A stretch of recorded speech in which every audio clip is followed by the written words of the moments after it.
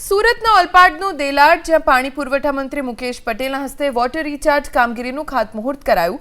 કાર્યક્રમમાં પ્રદેશ ભાજપ પ્રમુખ સી.આર. પાટીલ વર્ચ્યુઅલી જોડાયા। પીવાના પાણીની કટોકટી આવનાર સમયમાં ન સર્જાય તે માટે ગામનું પાણી ગામમાં અને સીમનું પાણી સીમમાં, વરસાદી પાણીનો બોરમાં સંગ્રહ થાય તે માટે 108 ગામમાં કામગીરી શરૂ થઈ।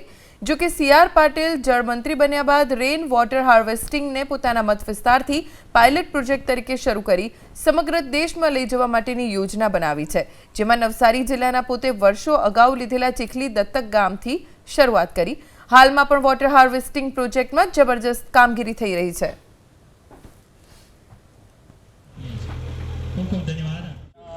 ચાર ગામના સરપંચીઓ આજે એક સાથે ઓલપાડ તાલુકામાં દરેક ગામની અંદર ખેતરમાં અને ગ્રામ્ય વિસ્તારની અંદર ગામતળના વિસ્તારની અંદર એક ગામમાં 100 જેટલા રિચાર્જ બોરિંગના કામની શરૂઆત આજે કરી છે।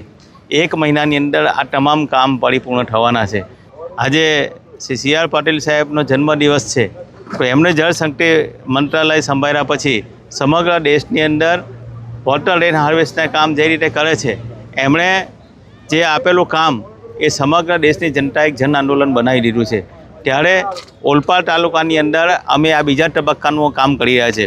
પહેલા તબક્કાની અંદર ઓલપાડના તમામ ગામોની અંદર રિચાર્જ બોરિંગના કામો થઈ ગયા હતા।